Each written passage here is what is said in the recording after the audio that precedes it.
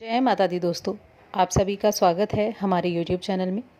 दोस्तों, आज की इस वीडियो में हम बात करने वाले हैं 11 मई और 12 मई के तुला राशि फल के बारे में। तुला राशि के लोगों के लिए ये 2 दिन कैसे रहेंगे, इन 2 दिनों में ग्रह नक्षत्रों में क्या परिवर्तन होंगे और उसका प्रभाव आपकी दिनचर्या पर किस तरह से होगा, आपके आर्थिक जीवन पर, आपका करियर पर कैसा होगा, आपका प्रेम जीवन, स्वास्थ्य, शिक्षा, सभी के बारे में हम यहाँ विस्तार से जानेंगे। तो आगे बढ़ने से पहले आपसे निवेदन है कि चैनल को ज़रूर सब्सक्राइब कर लें। पास में जो बेल का आइकन है उसको प्रेस कर दें ताकि हमारी आने वाली सभी वीडियोज़ की नोटिफिकेशन आप तक पहुँच सके। तो चलिए जान लेते हैं इन 2 दिनों में क्या तिथि होगी, नक्षत्र होगा, योग क्या बनेगा। 11 मई की बात करते हैं। 11 मई कृष्ण पक्ष की चतुर्थी तिथि है जो सुबह 6:35 तक रहेगी। उसके बाद पंचमी तिथि शुरू हो जाएगी। इस दिन पूर्वाषाढ़ा नक्षत्र है सुबह 4:10 तक। उसके बाद उत्तराषाढ़ा नक्षत्र लगेगा। इस दिन साध्य नाम का योग बन रहा है और ये सोमवार का दिन है। सूर्य मेष राशि में है। भरणी नक्षत्र में सुबह 6:39 तक रहेंगे। उसके बाद कृत्तिका नक्षत्र में चले जाएंगे। सूर्य का नक्षत्र का परिवर्तन होना काफ़ी अहम है। चंद्रमा धनु राशि में विराजमान है और इस दिन का जो अभिजीत मुहूर्त है वो है सुबह 11:51 से दोपहर 12:45 तक। 12 मई की बात करते हैं। कृष्ण पक्ष की पंचमी तिथि सुबह 5:53 तक है। उत्तराषाढ़ा नक्षत्र रहेगा सुबह 4:54 तक। उसके बाद श्रवण नक्षत्र लग जाएगा। इस दिन शुभ नाम का योग बन रहा है। ये मंगलवार का दिन है। सूर्य मेष राशि कृत्तिका नक्षत्र में और चंद्रमा सुबह 10:17 तक धनु राशि में है। उसके बाद मकर राशि में जाएंगे। इस दिन पूरा दिन रवि योग बन रहा है। सुबह 4:54 से अगले दिन तक रवि योग बनेगा और इस दिन का जो शुभ अभिजीत मुहूर्त है वो है 11:51 से सुबह के दोपहर 12:45 तक। तो ये थी ग्रह नक्षत्रों की स्थिति। इसके अलावा एक बहुत बड़ा ग्रह वक्री भी 11 मई के दिन होने वाला है। शनिदेव जो कि मकर राशि में विराजमान है वो 11 मई से वक्री हो रहे हैं और 29 सितंबर तक वक्री रहेंगे। वक्री का मतलब होता है उल्टी चाल चलना।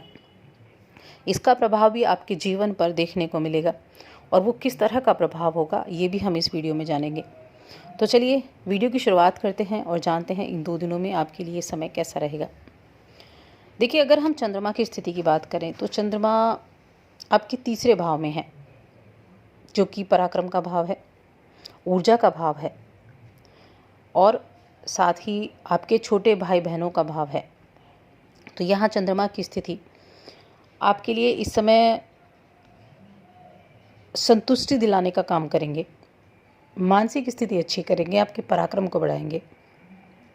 आप अपने घर पर संतुष्टि भरे ये 2 दिन बिताने वाले हैं। अपने परिवार के साथ अच्छा समय बिताएंगे और उनके द्वारा दिया गया सहयोग आपके लिए खुशियों भरा होगा। इस समय आपको उन्हें ये भी बताना चाहिए कि आप उनके बारे में क्या विचार रखते हैं, क्या सोचते हैं। उनके प्रति अपने प्रेम को आप इजहार करें, अपने प्रेम को जताएं या फिर उनके लिए कुछ अच्छा करने की कोशिश आप कर सकते हैं। इस समय किसी ऐसे व्यक्ति से आपको ज़रूर संभल कर रहना है जो व्यक्तिगत रूप से आपका प्रिय है लेकिन आपको गलत सुझाव दे सकता है। आपको पूरी कोशिश करनी है कि ऐसे किसी व्यक्ति से झगड़ा ना करें। झगड़े से भविष्य में परेशानी वरना आपको देखने को मिल सकती है। इस समय आपकी जो रचनात्मक सोच है वो आसपास के लोगों के लिए काफ़ी मददगार साबित हो सकती है।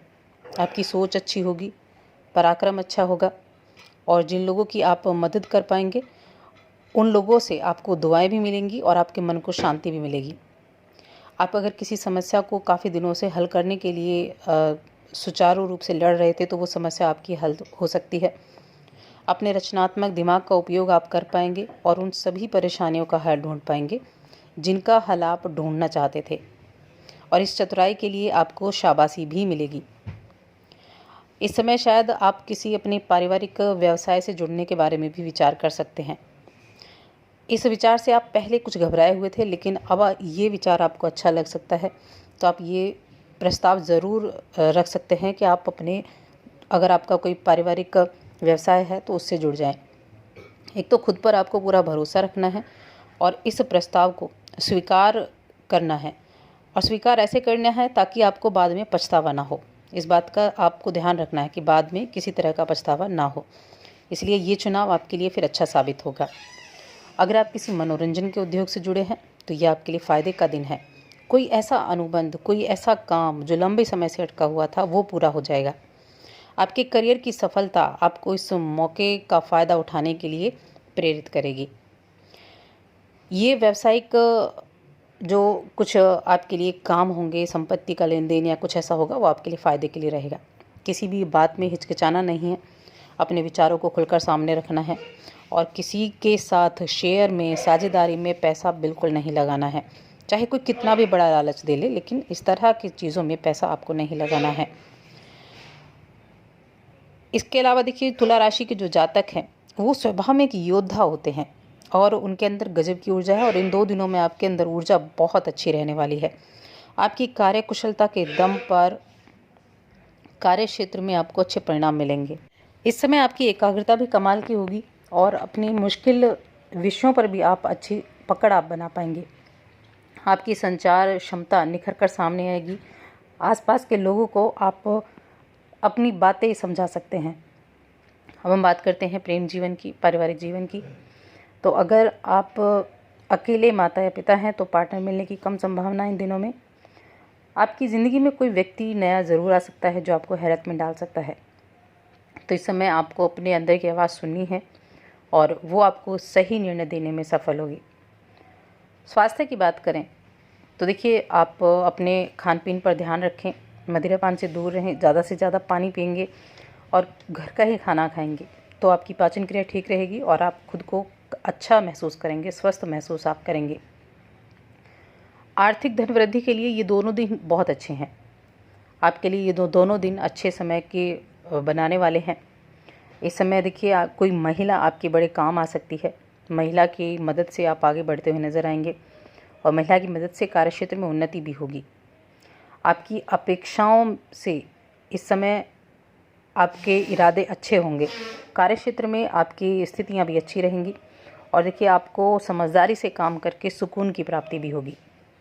ये आपके लिए बड़े अच्छे समय का यहाँ योग बना हुआ है। तो ये जो दोनों दिन हैं आपके लिए अच्छे साबित होने वाले हैं। पराक्रम को बढ़ाने वाले, भाई बहनों का साथ दिलाने वाले साबित होने वाले हैं। इसके अलावा दोस्तों, 11 मई को शनि भी वक्री होने वाले हैं और शनि का वक्री होने का मतलब होता है कि उल्टी चाल चलना। देखिए, शनि 11 मई से 29 सितंबर तक वक्रस्थ अवस्था में रहेंगे और शनि जब किसी अशुभ भाव में होते हैं, यानी कि 8वां भाव, 12वां भाव और 6ठा भाव, ये अशुभ भाव माने जाते हैं और जो शनि है वो भी पापी ग्रह माने जाते हैं। जब ये ऐसी स्थिति में बैठते हैं तो वहाँ ये अच्छे रिजल्ट्स देते हैं, क्योंकि जब पापी ग्रह पापी भाव में बैठता है तो वहाँ अच्छे रिजल्ट्स देता है। ऐसे में जो तुला राशि के जातक हैं उनके लिए ये शनि का वक्रस्थ होना उनके ऊपर कैसे प्रभाव डालेगा। तो देखिए, शनि आपके 4थे भाव में वक्री हो रहे हैं। 4था भाव जो होता है माता का भाव है, सुख का भाव है। ऐसे में यहाँ आपके लिए वक्री होना आपके लिए कुछ चीज़ों में बहुत अच्छा रहने वाला है और कुछ चीज़ों में आपके लिए सावधानी भी रहनी होगी। देखिए, एक तो तुला राशि के जातकों पर शनि की ढैया का प्रभाव है, तो शनि के उपाय तो इस दौरान आपको करने ही करने हैं। शनि के उपाय अगर आप करते रहेंगे तो उससे शनि के जो अशुभ प्रभाव हैं उनका आपके ऊपर कम असर होगा। इसलिए शनि के उपाय इन 4 महीनों में आपको निश्चित रूप से करने हैं, क्योंकि शनि वक्री भी हैं। साथ ही शनि का प्रभाव आपके जीवन पर महत्वपूर्ण भी होगा। एक तो जो नौकरी करने वाले जातक हैं और इस स्थिति में, लॉकडाउन की स्थिति में उनकी नौकरियां अगर दांव पर लगी हैं, उन्हें डर है नौकरी जाने का, तो उनके लिए ये जो समय है ये अनुकूल रहेगा। इस अवधि में आप अपनी नौकरी में सेफ रहेंगे, यानी इस वक्रस्थ स्थिति में आपकी नौकरी अच्छी चलेगी। व्यापार करने वाले लोगों को भी अपने व्यापार में अच्छे अवसर देखने को मिलेंगे और पारिवारिक जीवन भी आपका अच्छा रहेगा। लेकिन अपने स्वास्थ्य का आपको ख्याल रखना होगा। और देखिए, माता के स्वास्थ्य का सबसे ज़्यादा आपको जो ख्याल रखना है, माता के स्वास्थ्य का रखना है। अगर माता को पहले से ही कुछ स्वास्थ्य संबंधी परेशानी है तो उनकी सेहत का ज़्यादा आपको ख्याल रखने की ज़रूरत होगी। लेकिन शनि के उपाय आपके लिए हर चीज़ों में फ़ायदा करने वाले होंगे। इसके लिए आप किसी गरीब की सेवा कर सकते हैं, किसी गरीब को कुछ दान कर सकते हैं। वस्त्र का दान, अन्न का दान, चप्पल का दान, किसी भी तरह का दान आप किसी गरीब के लिए कर सकते हैं। और इसके अलावा देखिए, आप प्रत्येक शनिवार के दिन शनि मंदिर में अगर आप नहीं जा सकते हैं तो आप घर पर ही बैठकर सुंदरकांड का पाठ करें, हनुमान चालीसा पढ़ें। इन कामों से शनिदेव बेहद प्रसन्न होते हैं, तो इन कामों को आप ज़रूर करें। साथ ही चैनल को भी सब्सक्राइब कर लें, वीडियो को लाइक और शेयर करना ना भूलें।